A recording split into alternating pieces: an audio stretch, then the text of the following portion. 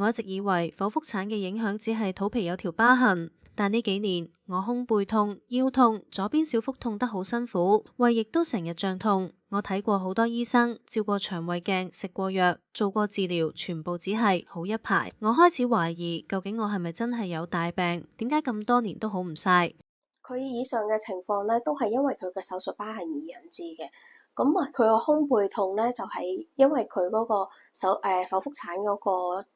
手術咧，係介到上嚟佢嗰個心口位嗰個位置，咁啊會拉扯到佢胸肋骨，令到佢胸肋骨咧錯位，而引致佢嘅胸背痛嘅。咁仲另外一個成因咧，就係佢下邊小腹嗰個嘅手術疤痕咧，佢左邊嘅黏連咧比較嚴重，咁亦都會帶歪咗嗰個盆骨，而令到會產生一個旋扭力咧，沿住個尾椎骨一路向上傳遞咧，咁就會影響到個胸椎，咁啊令到個胸肋骨咧一樣同樣地旋扭錯位，而引致佢嘅胸背痛。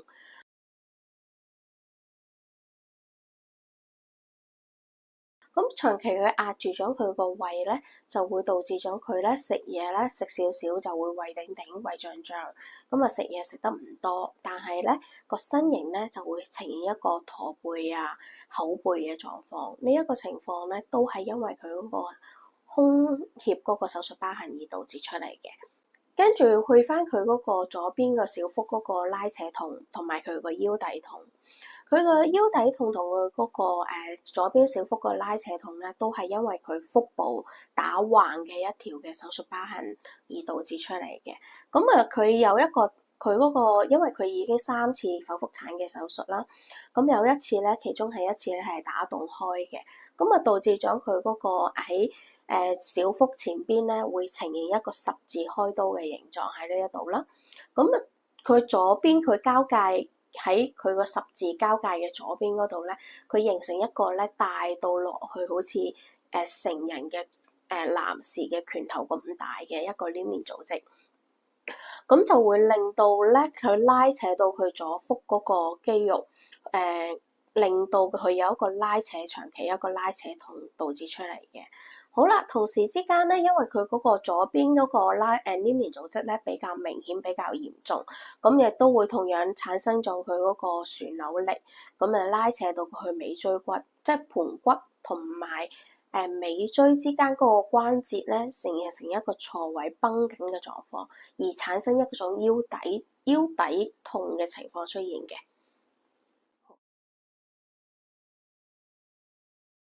老實講，頭2、3次治療，我係驚訝嘅，胸背痛好快就冇咗，但腰痛同左小腹嗰種拉扯痛進展得好慢。我中途都有懷疑係咪真係結構問題，會唔會其實係腸胃有事，所以我又去照腸胃鏡，結果腸道有少少息肉，胃有輕微炎症，但冇咩大問題。手術疤痕咧並不是大家眼見到嘅皮膚疤痕大細咁簡單嘅。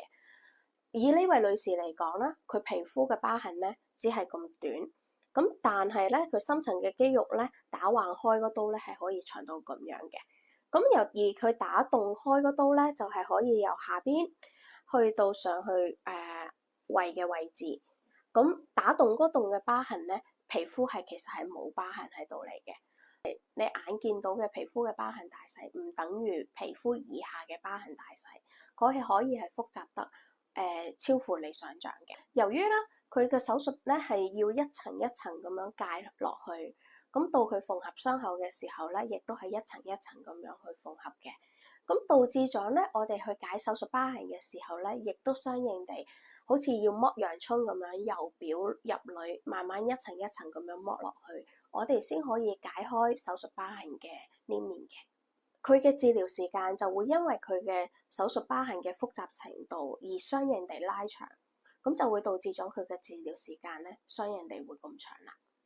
喺原來慢唔係因為治療無效，而係因為我嘅黏連太深、太複雜，每一次鬆解其實都係向源頭逼近。去到大概30次，我嘅腰痛、左小腹嗰度拉住嘅痛，終於明顯放鬆咗。嗰一刻我明白，我唔係醫唔好，我只係一開始醫錯方向。原來身體係可以好返嘅，只要方法啱。依家我唔再成日痛，唔再心煩，唔再嘗試亂七八糟嘅方法，我返到自己嘅生活，返到工作，返到心安嘅狀態，無痛，真係一身輕。